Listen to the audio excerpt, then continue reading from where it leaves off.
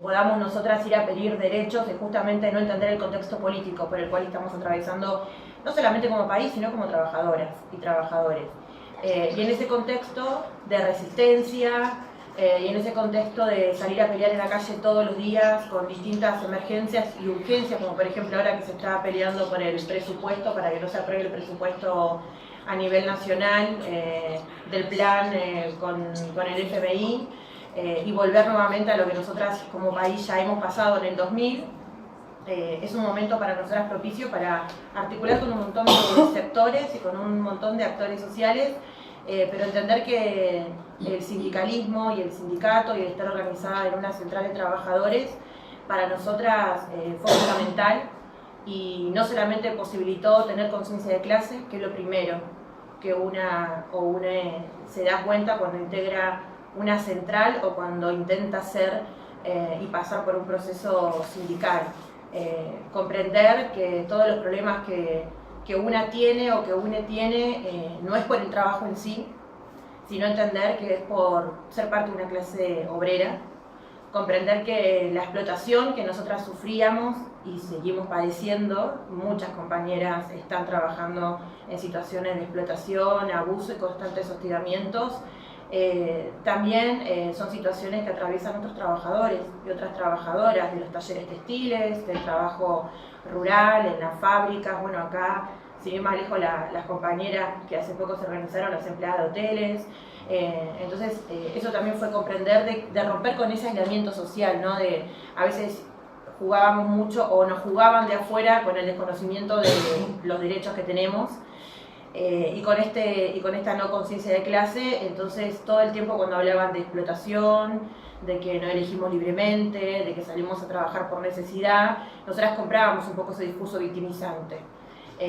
Y estar dentro de una central de trabajadores fue fundamental para romper con ese discurso y entender de que no éramos víctimas, sino que en todo caso éramos trabajadoras precarizadas, y que justamente nos organizamos como se organizan los demás trabajadores y trabajadoras para tener derechos, para pelear con la patronal, para poder tener políticas públicas o herramientas de reconocimiento para mejorar nuestra calidad de vida. Entonces siempre que el movimiento de trabajadoras sexuales tiende a sindicalizarse, para nosotras es una celebración, entendiendo que al principio de nuestra historia y también de historias de otros colectivos de trabajadoras sexuales de América Latina y el Caribe, fuimos parte de ONGs que eran conducidas por personas que no ejercían el trabajo sexual, que recibían financiamiento y que hacían asistencialismo puro con nosotras, y que nosotras a veces somos parte de esas estructuras desconociendo. Primero, que reciben financiamiento, segundo, la función de una ONG, y tercero, creer que el asistencialismo es justamente el rol que termina haciendo esa ONG porque el Estado está ausente. Nosotras, cuando nos organizamos en AMAR, habían populando alrededor nuestro antropólogas, sociólogas, definiendo la política del sindicato, metiéndose en nuestras discusiones, en nuestros debates, y jugando mucho con el desconocimiento nuestro y con la no formación. O sea, nunca hubo una necesidad de esas personas de formarnos, claramente, porque formarte políticamente y tener conocimientos es tener poder. Y claramente ahí lo que no querían era que las putas tengamos el poder. Y cuando nos dimos cuenta del rol que querían algunas organizaciones, que las trabajadoras sexuales tengamos, de ser parte de manera secundaria y no siendo las protagonistas de ese proceso, claramente que hicimos una asamblea en el año 2001, donde decidimos dejar de ser una ONG y pasar a ser un sindicato, y teniendo el apoyo de distintos sindicatos pertenecientes a la misma central de trabajadores y trabajadoras a las que nosotras pertenecemos, diciéndonos que nosotras teníamos que tener nuestras propias reivindicaciones y no tenían que ser reivindicaciones impuestas por terceras personas, sino que eran reivindicaciones que tenían que ser construidas desde las bases por nosotras y para nosotras. Y lo primero que fue como lo contradictorio nuestro, que nosotros no sabíamos que era una reivindicación. había compañeras que decían, bueno, pero ¿qué es tener una reivindicación? ¿Qué es reivindicarte? Y comenzar ahí a formarnos y entender de que todos los trabajadores y las trabajadoras tienen distintas reivindicaciones que tienen que ver con mejorar su calidad de vida, con mejorar sus condiciones laborales, y que nuestra principal reivindicación en los contextos de los años 90, con la vigencia de los edictos policiales y códigos contravencionales que penalizaban el uso del espacio público para la oferta de servicios sexuales, fue no ir más preso. No es que pedimos de una queremos tener obra social y jubilación, como hoy por hoy es una de las demandas y reivindicaciones, creo que del movimiento de trabajadoras y trabajadores sexuales a nivel internacional, sino que eso fue todo un proceso también de discusión de qué sindicato queríamos ser, qué modelo sindical, entender que hay muchos modelos sindicales y que nosotras teníamos que definir entre nosotras mismas, pero teniendo herramientas y teniendo los conocimientos básicos, todas, no que solamente algunas tengan esos conocimientos y otras no, sino que sea una construcción más bien colectiva y discutir en las internas, en los espacios internos, qué modelo sindical queríamos tener. Así fue que empezamos a ver los estatutos sindicales de otros trabajadores y de otras trabajadoras, sobre todo estatutos sindicales de trabajos que eran más parecidos al nuestro, ¿no? Trabajos que no estaban reconocidos, como los vendedores ambulantes, como los cuidacoches, como los limpiavidrios, que estaban en el mismo proceso de organización nuestra y a veces están atravesados y atravesadas por las mismas legislaciones que prohíben el uso del espacio público, nos excluyen y nos criminalizan. Entonces comenzamos a leer el estatuto sindical, y comenzamos a darle también como una impronta de un estatuto nuestro, de un sindicato de putas, entendiendo que la lógica nuestra de trabajo no es el operario fábrica y cumplir horarios, sino que son distintos, hay distintas formas de trabajo sexual. Y también eso fue una discusión de si queríamos ser un sindicato que nuclee a todas las personas que ejerzan el trabajo sexual, independientemente de su identidad de género o de su modalidad donde desarrolle o lleve a cabo su trabajo, si queríamos ser solamente un sindicato exclusivo de putas callejeras, que fueron el proceso que pasamos los primeros 17 años de organización, que solamente integrábamos a MAR las trabajadoras sexuales de la calle, que por supuesto que nos organizamos porque fuimos las primeras afectadas por este tipo de políticas restrictivas, pero no fuimos las únicas, porque después con el despliegue de políticas antitrata, que comenzaron a desplegarse a partir del año 2008 en nuestro país, que comenzaron a prohibir ciertos funcionamientos de espacios cerrados donde nuestras compañeras ejercían el trabajo sexual, como el cabaret, la whiskería, la casa de cita, los avisos clasificados en los diarios, comenzaron a prohibirse como una forma de combatir la trata de personas, pero para nosotras fueron medidas que se tomaron como excusa para combatir la trata de personas, cuando en realidad lo que se estaba llevando a cabo era un combate hacia todo el trabajo sexual. Y que se ponía como excusa el combate hacia la trata de personas, y que quienes llevaron a cabo todo este tipo de legislaciones vigentes en nuestro país eran legisladoras, diputadas más cercanas al abolicionismo que a la despenalización del trabajo sexual. Y también entender que era el abolicionismo fue todo un proceso de aprendizaje. Creo que constantemente estamos queriendo comprender qué es el abolicionismo, porque tiene muchas contradicciones en su discurso. Se supone que el abolicionismo no lucha en contra de las personas que ejercemos el trabajo sexual, sino que lucha en contra del proxenetismo. Sin embargo, despliegan un montón de legislaciones que terminan penalizando directamente a las personas que ejercemos el trabajo sexual y terminan cercenando nuestros derechos, terminan hasta impidiendo que nos organicemos sindicalmente, que me parece que eso es un discurso muy antiobrero, no querer la sindicalización de las trabajadoras sexuales, pero sí permitir la sindicalización de cualquier otro trabajador o trabajadora. Hoy decía una compañera de que hay posturas que cada uno y cada una tiene. Por ejemplo, muchos no están de acuerdo con la privatización de las empresas.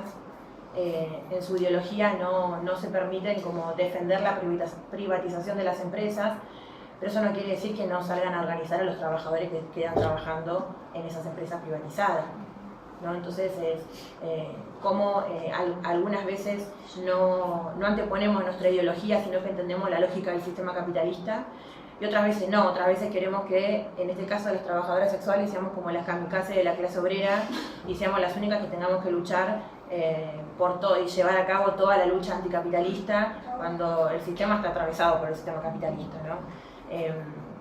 Y encima obligarnos a nosotras a tener que luchar por un montón de cosas que no es responsabilidad nuestra.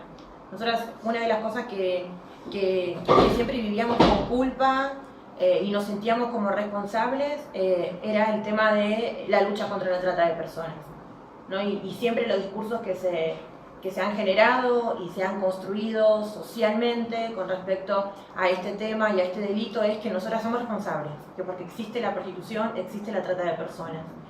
Pero esa misma responsabilidad no recae, por ejemplo, en los trabajadores y las trabajadoras de los talleres textiles. No se dice que porque compramos indumentaria de ciertas empresas o fábricas, eso fomenta más la trata de personas.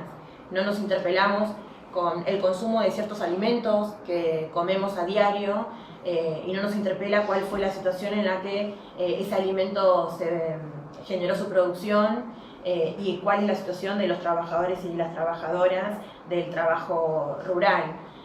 Entonces eso fue también comprender con el acompañamiento de otros trabajadores y otras trabajadoras que nos decían las políticas que se llevan a cabo para luchar contra la trata textil no es prohibir las fábricas textiles o prohibir las marcas de ropa, sino es registrar ese trabajo, ¿no? Y fomentar derechos y modificar legislaciones en torno a darle más derechos a los trabajadores y a las trabajadoras y más obligaciones a la patronal.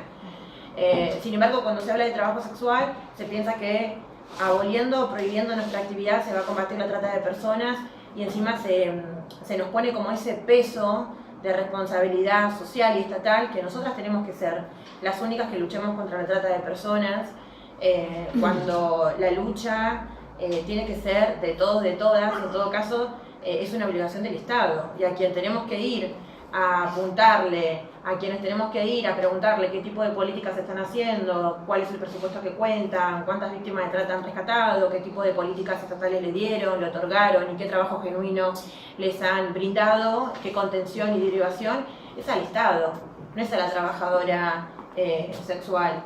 Y creo que eso es algo que nos atraviesa a todo el movimiento de trabajadoras sexuales, que siempre en el combate hacia la lucha de la trata de personas en distintos países se despliegan siempre las mismas normativas que tienden a prohibir. Y comprender que todo lo que se prohíbe genera mercados paralelos. Todo lo que se prohíbe genera mayor clandestinidad, genera abuso, genera un poder que en este caso queda a merced de las fuerzas de seguridad y de los operadores judiciales y donde las trabajadoras y trabajadores sexuales quedamos expuestos a constantes vulneraciones de derechos. Y entender entender la lógica del sistema capitalista, la organización sindical, justamente te lleva a desconstruir este tipo de narrativas y pensarte no ya de esa manera aislada, sino pensarte que sos parte de una clase obrera, que sos parte de una central de trabajadores y de trabajadoras, entender que también los trabajadores y las trabajadoras de distintos ámbitos y mercados laborales también están atravesadas por los prejuicios y por mucho desconocimiento con respecto a nuestro trabajo, que a nosotras no nos fue fácil integrar la central y ser parte, que hubo muchas resistencias, que las primeras resistencias vinieron de las mujeres, que el primer temor que tenían era que nosotras íbamos a ir al sindicato a trabajar, ¿no? Que íbamos a ejercer el trabajo sexual dentro de una central obrera y decirle no, el docente no va a trabajar en el sindicato. El docente trabaja primero y después las horas que les quedan de su trabajo o de su vida va y le dedica al activismo y a la militancia. Bueno, lo mismo es con las trabajadoras sexuales. Nosotras no venimos a trabajar acá, nosotras venimos a militar y a hacer activismo y a organizarnos al igual que ustedes. Y romper con esa construcción social y ese imaginario social que se instala a partir del miedo, ¿no? Y de generar el pánico moral. Hay un discurso que todo el tiempo está generando ese pánico moral de vernos a nosotras como las que venimos a traer todo lo malo en esta sociedad y somos las culpables del machismo, del patriarcado, de la violencia, ¿no? Sostenemos al patriarcado como si fuese que no hay otros trabajos que también sostienen al patriarcado, como si fuese que no hay otras instituciones. A nosotras eso también nos interpela un montón. En realidad yo cuando me dicen esas cosas, por ejemplo en Twitter, yo ahora cada vez me peleo mucho menos en Twitter, porque reconozco que estoy mayor, pero... compañera. Es que es muy divertido. O sea, vamos a ver, ¿de verdad cobrarle a un hombre por lo que siempre ha creído que podía tener gratis, que es el sexo, es patriarcal? ¿De verdad? ¿Hay alguna manera más rápida de quitarle a un hombre su poder que cobrarle para hacer sexo contigo? En ese momento le estás desempoderando completamente.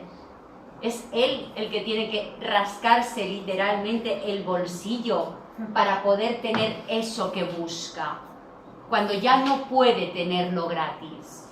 Yo creo que no hay nada más feminista que cobrarle a alguien por hacer sexo contigo y dejar de hacerlo de forma gratuita.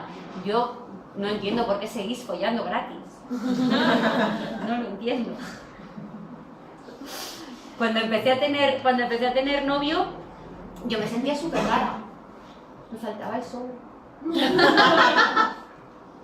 Me decía, ¿qué buscas? Me faltaba algo. ¿Qué buscas? Y yo, no, nada. Pero cuéntame, ¿qué haces? No sé, te veo como rara. Y es como, me faltan los 300 pavos. O sea, a ver, necesito, ¿dónde están? ¿Sabes? Es como, me sentía súper rara. Y solo llevaba 2 años ejerciendo trabajo sexual, ¿eh? Pero para mí era como, ¿por qué estoy volviendo a las andadas? ¿Por qué estoy follando gratis? Me sentía, no sé, como que estaba siéndole infiel a mis compañeras, a mi propio trabajo, a mi propia fuerza, a mi propio colectivo. Estaba follando gratis, me sentía súper chunga. O sea, no, hay que cobrar. Hay que cobrar.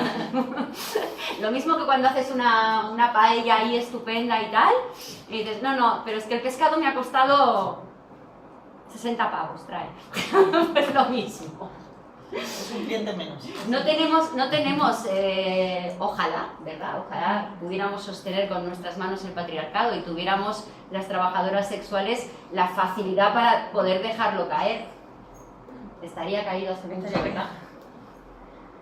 No, y entender eso, que hay un montón de otros trabajos que sostienen al sistema patriarcal, pero no se piensa de la misma manera que se piensan cuando se despliegan políticas totalmente punitivas a la hora de luchar contra la trata con fines de explotación sexual. No sé, ser empleada de casas particulares, que es un trabajo que recae casi en el 99,99% sobre las mujeres y sobre todo sobre las mujeres pobres, que son explotadas, que sufren un montón de abusos, que trabajan en condiciones totalmente precarias. No genera tanta conmoción social cuando aparece una trabajadora sexual que también está atravesada por los mismos problemas socioeconómicos, de no poder elegir libremente qué trabajo hacer, de no tener derechos laborales y de trabajar en malas condiciones y totalmente atravesadas por la precarización laboral. Entonces, a veces en ciertos debates, por más que sean feministas, atraviesa la moral. Hay que comprender eso, que ninguna de nosotras, ni tampoco quienes se oponen al reconocimiento del trabajo sexual, han nacido feministas. Todas nos fuimos haciendo en el camino, todas nos desconstruimos y nos estamos desconstruyendo y en proceso de desconstrucción permanentemente, aprendiendo todos los días de distintas luchas y cambiando y modificando ciertos aspectos de nuestras vidas, desnaturalizando ciertas prácticas que antes sentíamos que eran naturales y partes de la sociedad, y darnos cuenta que eso es lo que nos hicieron creer que así era y que así teníamos que responder para seguir sosteniendo el sistema machista y patriarcal, y comprender eso, que todavía sigue habiendo en nuestra sociedad un peso muy moral sobre la sexualidad y se sigue pensando la sexualidad de una manera desde la sacralidad, ¿no? Como pensarse que la única parte del cuerpo sagrada, verdaderamente sagrada, que tenemos que cuidar, que tenemos que proteger, que tenemos que dar por amor, que tenemos que dar, no sé, con esta construcción desde la gratitud, con un contrato sexoafectivo, donde no está presente nuestro deseo, nuestro goce sexual y nuestro placer, sino que siempre está presente el goce, el deseo sexual y el placer de un otro, donde nosotras muchas veces en nuestro plano sexoafectivo, por fuera del trabajo sexual, hicimos un montón de cosas que verdaderamente no quisimos hacer. Muchas veces terminamos follando, como dicen ustedes, cuando no teníamos ganas. Y sin embargo ahí no nos interpela por qué estamos haciendo esto, y por qué no vale mi palabra, y por qué no está presente mi deseo. Entonces, ¿qué le estamos pidiendo a las trabajadoras sexuales? ¿No? ¿Por qué le estamos pidiendo un montón de cosas a las trabajadoras sexuales que no llevamos a la práctica ni siquiera en nuestra propia vida diaria y personal? Comprender que eso también genera conflictos entre nosotras mismas, ¿no? Desconstruir esos patrones socioculturales que están tan arraigados en nuestra sociedad. Es también todo un proceso de darte cuenta por qué en el trabajo sexual una intenta negociar con el cliente o con la clienta todo lo que pueda negociar, tener el control del tiempo, sobre todo el control del tiempo, porque para nosotras en nuestro trabajo lo que vale es el tiempo, ¿no? Todo el tiempo el trabajo, más allá que se piense de este imaginario social en relación a la sexualidad y a la penetración, nosotras lo que siempre estamos negociando con el cliente, en todo caso, aparte del servicio, principalmente es el tiempo, y el tiempo para nosotras tiene como un valor agregado. Y comprender que en esa negociación que hacemos con el cliente o la clienta, donde intentamos negociar y tener el poder de control de la situación, poniéndole un precio a los servicios, decidiendo nosotras qué servicio vamos a brindar y qué servicio no vamos a brindar, en qué lugar va a ser ese servicio, porque algunas veces establecemos que no sea en la casa del cliente, como una forma de cuidarnos, que sean hoteles que conozcamos, donde los conserjes nos conozcan, o en nuestras propias casas, quienes ejercen el trabajo sexual en su propio lugar donde viven. No está tan presente esta cuestión de establecer esas condiciones cuando estás atravesada por el amor romántico y querés disfrutar tu sexualidad en tu vida personal, no negociás ahí no está presente tu palabra. Muchas veces hasta recae sobre nosotras la responsabilidad del cuidado, del uso del preservativo, de no quedar frente a un embarazo no deseado, y eso nos quita el derecho al deseo y al placer, porque mientras nosotros estamos pensando en palabras mayanas que no nos cabe adentro para no estar frente a un embarazo no deseado, el otro está pensando en su disfrute sexual, pero nosotros estamos preocupadas por no quedar embarazadas. O una ETS. O tener una enfermedad de transmisión sexual. Entonces pasan otras preocupaciones en ese momento, y eso nos sucede cuando ejercemos el trabajo sexual, y es algo que siempre lo hablamos con nuestras compañeras y intentamos generar un espacio de reflexión entre nosotras mismas, entendiendo que todas somos distintas, trabajamos de distintas formas, en distintos espacios, pero que eso siempre nos genera como una contradicción, es decir, ¿por qué soy tan empoderada cuando tengo a mi cliente enfrente, pero por qué termino siendo tan sumisa cuando está el machirulo que me gusta, y donde termino no negociando nada y cediendo todo, y donde el otro termina haciendo su abuso de poder porque estoy atravesada por el amor romántico? Y creo que cuando nosotras ponemos estas cosas en tensiones, interpelan claramente, porque a todas nos pasa eso. A todas alguna vez terminamos haciendo cosas en nuestra vida privada, en nuestra vida sexoafectiva, que no quisimos hacer. Y que ahora pensándolas decimos, ay, o pensamos, ¿por qué no cobramos?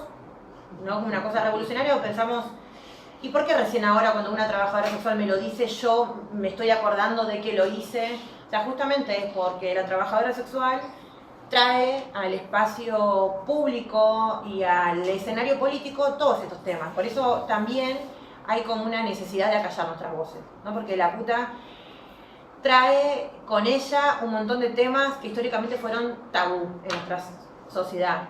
Y uno de esos temas es la sexualidad. Más allá de que nosotras trabajamos con otras partes del cuerpo, que ofrezcamos una infinidad de servicios que no tienen que ver con lo sexual, la construcción social de nuestro trabajo tiene que ver con sexo, penetración, violencia, sumisión, poder, control, y claramente cuando nosotras hablamos se van derribando todo este tipo de prejuicios y genera empatía, porque terminamos generando empatía porque somos laburantes. Porque no hay que buscarle la vuelta en ver si somos víctimas, si nuestro discurso es victimizante, si estamos pidiendo perdón por lo que hacemos, si sentimos vergüenza, si sentimos culpa, si sentimos más orgullosas, si analizamos el discurso, si romantizamos la prostitución, como muchas veces nos han dicho de que nuestro discurso romantiza la prostitución. Nosotras somos las primeras que criticamos nuestras condiciones laborales, eso no es romantizar nada. Somos las primeras que decimos lo que tenemos que pagar a la policía para poder trabajar tranquilas, a las leyes que nos enfrentamos, leyes que cercenan nuestro derecho a trabajar en el espacio público, leyes que nos imponen ciertos controles sexuales y migratorios, ¿no? Como una forma de prohibir la libre circulación y la emancipación y la autonomía que tenemos nosotras, las mujeres, lesbianas, travestis y trans, sobre nuestros propios cuerpos, condiciones laborales que todo el tiempo denunciamos que están... que no tenemos, o sea, no podemos decir que romantizamos la prostitución cuando nosotras decimos que no tenemos obra social, que no tenemos jubilación, que no hacemos aporte jubilatorio, que hay un montón de compañeros que superan los 50, 60 años, que están con un pie por fuera del mercado sexual, que tienen su vida totalmente precarizada y que el Estado está ausente, y que aún así tienen que seguir ejerciendo un trabajo sexual como las compañeras del Raval, por ejemplo, sin ir más lejos, sin tener ningún aporte estatal y no contar con ninguna política estatal. O sea, aquellas compañeras que verdaderamente quieren otro trabajo, no hay una política estatal. Entonces también es una gran mentira esto de generar trabajo genuino para las mujeres en prostitución, porque cuando las compañeras se acercan a distintas oficinas estatales para ver cuál es el presupuesto que tienen, qué tipo de políticas se encuentran, no hay respuesta. Entonces lo que les molesta es que ejerzamos el trabajo sexual y lo que quieren es darnos un baño de dignidad diciendo que podemos ejercer otro tipo de trabajos que son más dignos al trabajo que nosotras hemos elegido. Me parece que ahí está la ruptura y la contradicción de que quien romantiza el trabajo en el sistema capitalista es el abolicionismo, porque no nos pueden hablar que hay trabajos dignos. Eso es una gran mentira y una gran construcción social justamente que quiere que el sistema capitalista nos siga gobernando, oprimiendo a todos y todes y que sea una disputa entre sectores populares donde nos veamos quién es más digno que el otro. Dignos somos las personas, pero los trabajos a los que podemos ejercer son todos indignos, son todos muy mal pagos, son todos precarios, son trabajos de autocuidado para las mujeres. Hay un techo de cristal que existe en el mercado laboral donde las mujeres terminan ganando menos que los hombres y terminamos accediendo a lugares donde no hay puestos de poder, sino que esos están destinados justamente a los hombres. Entonces me parece que desconocer eso justamente es no entender lo que le sucede a la clase trabajadora. Entonces quien romantiza el trabajo son justamente aquellas personas que vienen a sostener ciertos discursos que les son funcionales al sistema capitalista, donde nos hablan de trabajos dignos, trabajo genuino. Me parece que hay que criticar de fondo no la prostitución, sino que hay que criticar de fondo la pobreza. Lo que hay que criticar de fondo es el sistema capitalista. Lo que hay que intentar cambiar la precariedad, claramente la precariedad. ¿Por qué te molesta la prostituta? Que eso siempre lo decimos como una forma, no solo de provocación, sino una forma de generar ciertas tensiones con ciertos discursos. ¿Por qué te molesta la puta, pero no te molesta la empleada de casas particulares? ¿Por qué vos sí tenés empleada de casas particulares? Y necesitas de esa empleada de casas particulares para que te sostenga el sistema. ¿Pero por qué te molesta la puta? Y ahí salen como, se disparan como un montón de cosas, ¿no? Esta cosa primero de decir, no me molesta, no me molestás vos, me molesta que haya hombres que tengan el poder de pagar por nuestros cuerpos. ¿Y el matrimonio qué es? Porque el matrimonio también es una institución donde muchas terminan cediendo un montón de cosas por el dinero. Entonces también es decir, ¿por qué el matrimonio no te molesta? Y el matrimonio, esta institución matrimonial, no la querés abolir, pero sí querés abolir y querés perseguir todo el tiempo a quienes decidimos ejercer el trabajo sexual. Y es parte de una construcción moral, porque en el matrimonio una se coge al mismo.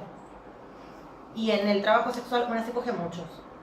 Entonces el problema es justamente eso. El problema es el poder que tienen las trabajadoras sexuales, como dijo la compañera Paula, de poder hacer con su cuerpo lo que nosotras a veces decíamos, otras veces no, porque también esta cosa de hablar de deseo. ¿Quién desea trabajar todos los días? ¿No? Y levantarse a las 6 de la mañana para trabajar, para saber que la patronal te está llevando mucho más dinero a costa de tu explotación y tu productividad. Entonces también no hablemos de deseo porque son muy pocas las personas que desean trabajar todos los días. Si habría un deseo libre, creo que no solamente la puta, sino muchos de ustedes no quisieran trabajar de nada. Viviríamos todos en una isla, ¿no? Y en realidad es como bajar a la realidad. Vivimos en un sistema capitalista donde tenemos que trabajar muchas veces de lo que sea, donde no elegimos qué salario llevarnos a fin de mes, donde quien nos impone el salario es el capital, quien nos impone las condiciones es el sistema capitalista, quien nos oprime y nos explota es el sistema capitalista, y nos explota a todos y todas, no es solamente a la trabajadora sexual. Entonces, pensar esta cuestión de por qué me molesta la explotación de la trabajadora sexual. Te molesta porque está construido socialmente la sexualidad desde una mirada, desde la sacralidad y una mirada muy pacata. Y que esa mirada sigue estando todavía muy arraigada dentro de los sectores feministas en nuestro país, cuando las compañeras dejaban de ejercer el trabajo sexual en los cabarets porque se prohibían y tenían que buscar otra forma de seguir ejerciendo el trabajo sexual. Había una de ellas que una de las formas que encontró para seguir ejerciendo el trabajo sexual, no exponiéndose a las constantes persecuciones policiales, es casarse con un cliente. Y eso al abolicionismo le parecía bien, ¿no? Y para nosotros decíamos, pero eso es la consecuencia de la política que vos desplegaste. O sea, la compañera perdió su autonomía y volvió al régimen heterosexual, patriarcal, y volvió a las normas establecidas por el patriarcado. Entonces, ¿por qué te parece bien eso? Que ella siga cumpliendo con ese mandato y que no pueda correrse de esas normas establecidas e imponer sus propias normas y trabajar de lo que ella decida sin ser perseguida por las leyes estatales y por un sector del abolicionismo. Estábamos comentando antes de que tú vinieras precisamente algo que tiene mucho que ver con esto, ¿no? Era, ¿os acordáis, no? O sea, para que yo pueda estar aquí, la otra tiene que estar aquí debajo. Es decir, ¿cómo va a tener la puta dinero como yo para que luego sus hijos vayan al mismo colegio que los míos? Hasta aquí podríamos haber llegado. O sea, toda esta construcción, a final de cuentas, es yo necesito estar por encima, y para que yo esté por encima, tú tienes que estar sí o sí por debajo de mí. Y eso es la gran construcción del abolicionismo, el sentirse salvadoras, el sentirse mucho más potentes que tú, mucho más fuertes que tú, mucho más señoras que tú, mucho más mujer que tú. Ayer es que estábamos antes hablando sobre un artículo que leímos ayer, que salió publicado en la tribuna del diario.es, y decía precisamente que las putas, las mujeres migrantes, los trans, hablaba de los trans, no las trans, sino los trans, muy incluyente todo, no eran mujeres. Las mujeres eran las decentes. Claro, las blancas, las europeas, las del feminismo burgués, las demás ni siquiera se podían considerar mujeres. O sea, un artículo impresionante. Voy a buscaros, porque os lo he dicho antes que os lo buscaba, voy a buscaros la persona que lo escribió, porque es impresionante. Hay que hacerle un monumento a esta tipa. Y es esa gran necesidad que tiene el movimiento abolicionista y el movimiento feminista en general, este movimiento feminista tan absolutamente institucionalizado, de querer estar por encima, de salvar. Y la industria del rescate es fantástica. Aquí tenemos, por ejemplo, Abraham se lleva todos los años del Ministerio del Interior 100.000 euros, solo del Ministerio del Interior. Además, el resto de dinero que se lleva de otras instituciones, 100.000 euros, 96.000 y pico. Vamos a redondearlo en 100.000 o 90, me da igual. ¿Qué están haciendo ellas contra la trata? Porque ellas sí recogen ese dinero para luchar contra la trata, pero nadie va a estas instituciones a decirle ¿por qué sigue habiendo trata con fines de explotación sexual? Nos lo preguntan a nosotras. ¿Por qué nadie se lo pregunta a Abraham? Y sí nos lo preguntan a nosotras. Esa es una pregunta que me encantaría que alguien pudiera contestarme, porque nunca se le interpela desde las redes sociales a este tipo de asociaciones, que ellas sí son básicamente asistencialistas, que rescatan a las putas de la calle para que sean costureras. De hecho, las tienen en su local en Madrid, las tienen en un local visible y las tienen cosiendo, para que todo el mundo vea cómo han rescatado a las mujeres, y las tienen ahí visibles con la maquinita de coser, clac, clac, clac, clac, clac, clac, y las tienen ahí. Pero siempre se nos pregunta a nosotras y se nos interpela a nosotras, en lugar de hacerlo directamente al abolicionismo, que es el que sí, hostia, si nosotras recogiéramos 100.000 euros. Madre mía, lo que haríamos con 100.000 euros por la causa. O sea, es que moveríamos el mundo. Ahí sí que tirábamos el patriarcado, compañera. Voy a buscaros esto. No sé si hay alguna pregunta, ¿no? Hi ha manera de veure el vídeo? Sí, ya está. ¿Nos Sí. puedes contar un poco lo del francés de Latinoamérica y Caribe? La red, Sí, porque en Cuba sí que no se conoció como si la diferenciación de cantidad de gente, ¿no? Aquí la mayoría de la gente ya trabajadora de calle no hay, también hay una diferencia de clase social muy fuerte en aspectos. Y eso fue lo que me impactó mucho de cuando estuve por allá, en la experiencia que tenéis de empoderamiento desde el trabajo de calle, ¿no? Sí. Muchas gracias. Sí, la Red Tracet es una red de trabajadoras sexuales de Latinoamérica y el Caribe que nuclea a más de 22 organizaciones de trabajadoras sexuales de 14 países de la región y que fue llevada a cabo en los años 97 cuando se fundó, justamente cuando se hizo en Costa Rica un primer encuentro de trabajo sexual y prostitución, y donde en una asamblea estaban no solamente las trabajadoras sexuales, sino había mucha presencia de ONGs que hacían asistencialismo, y donde muchas de las compañeras que participaron en ese primer encuentro eran parte de este tipo de ONG. Entonces la discusión que generaron en el año 97 fue dejar de depender de estas organizaciones y tener independencia no solamente para decidir hacia dónde iba el movimiento de trabajadoras sexuales, sino también independencia económica, independencia sindical, y ahí fue que muchas se separaron de las ONG y comenzaron a conformar organizaciones de y para trabajadoras sexuales, ¿no? Hay organizaciones, por ejemplo, de Costa Rica, que estuvieron las compañeras casi 20 años siendo parte de las ONG, donde eran parte del directorio, pero no tomaban las decisiones principales, porque siempre tanto la presidencia como la tesorería de esas asociaciones eran destinadas a personas que no ejercían el trabajo sexual, sino a personas académicas, de fundaciones, y las trabajadoras sexuales solamente estaban ahí presentes como para sostener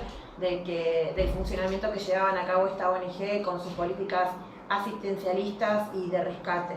Así que ahí en el año 97 se planteó transformar una red que nuclee solamente organizaciones de y para trabajadoras sexuales, que fue también como todo un proceso que se llevó a cabo, sobre todo porque había países donde no había organizaciones de trabajadoras sexuales, sino que todas estaban dentro de las ONG, y que tuvieron un proceso muy largo de organización, porque bueno, las ONG no querían perder justamente a quienes le sostenían su discurso de la buena conciencia y de las políticas asistencialistas y de rescate, pero es una red que nuestra principal reivindicación es defender los derechos humanos y laborales de las personas que nos reconocemos como trabajadoras sexuales, donde hacemos encuentros anuales y definimos frente a una planificación estratégica que hacemos cada 4 años cuáles son los objetivos principales que vamos a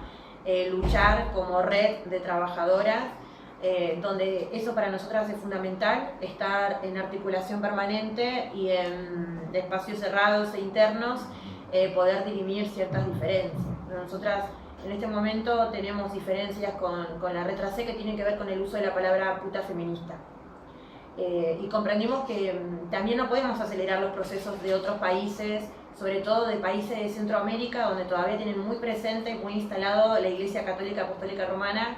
Entonces no podemos pretender que las compañeras se sientan reivindicadas y orgullosas con la palabra puta cuando en esas sociedades totalmente machistas, donde muere una mujer cada 8 horas a manos del patriarcado, puedan sentirse parte, ¿no? Y que también fue algo que nos sucedió a nosotras. Nosotras recién hace 4 años que nos reconocemos como puta feminista, y parte de ese reconocimiento tiene mucho que ver tienen mucho que ver ustedes, la compañera Linda, Paulina Esquerra, o sea, cuando nosotras vinimos a participar en el Congreso del año 2015 y vimos que ustedes reivindicaban la palabra puta feminista, nos interpeló, ¿no? Y que muchas decían, tenemos que crear un nuevo movimiento dentro del feminismo, un movimiento que nos pertenezca, un movimiento que sea de y para nosotras,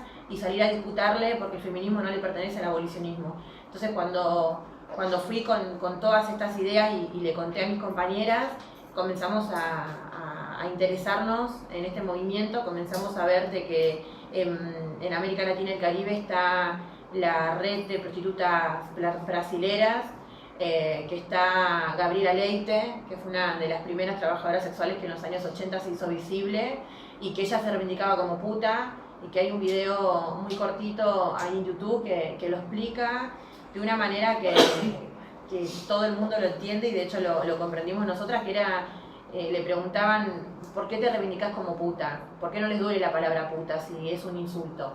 Y ella decía, bueno, parte de nuestra batalla es justamente que deje de ser un insulto y que respeten a las verdaderas putas, porque si la palabra puta está construida socialmente como un insulto, es porque está estigmatizado en nuestro trabajo. No se utiliza como un insulto abogado, o empresario, o burgués. Bueno, abogado sí, ¿eh? Debería ser político. No sé, se utiliza puta y en algún momento de nuestras vidas, a todas y a todes, en algún momento nos han insultado con esa palabra y te genera mucha rabia cuando te dicen puta, y es un discurso que te intenta aleccionar, porque recordemos que siempre cuando nos dicen puta es justamente cuando hacemos algo que la sociedad machista y patriarcal no espera de nosotras, ¿no? A mí la primera vez que me dijeron puta era cuando yo salía a la calle de noche. Y mi mamá me dijo, dejá de andar de noche en la calle porque si no todos los vecinos van a pensar que sos puta. ¿Por qué? Porque la calle, el espacio público y la noche era un lugar destinado a los hombres. Y las mujeres teníamos que estar dentro de nuestras casas, limpiando, lavando, sosteniendo el sistema a otros. Y así un montón de compañeras que también pusimos en común cuándo fue la primera vez que te dijeron puta. Y había una compañera que dijo, cuando mi mamá me dijo que vuelva a las 2 de la mañana y volví a las 6. Y porque no hice caso, me dijeron sos una puta. O cuando disfrutamos nuestra sexualidad libremente y no estamos atadas con una persona de por vida, también a esas compañeras que disfrutan o tratan de disfrutar su sexualidad, también se la castiga como un intento aleccionador de volver a las normas establecidas. Así que eso fue como toda una discusión, y nosotras sí nos reivindicamos como puta feminista y queremos que es un movimiento a nivel internacional, pero entendemos que hay que darle el proceso a las compañeras, sobre todo de Centroamérica, que entiendan la importancia de reapropiarnos de la injuria y comprender que la batalla que nosotras como movimiento llevamos a cabo no solamente es tener leyes. O sea, creemos que la ley es una herramienta, pero no es la panacea.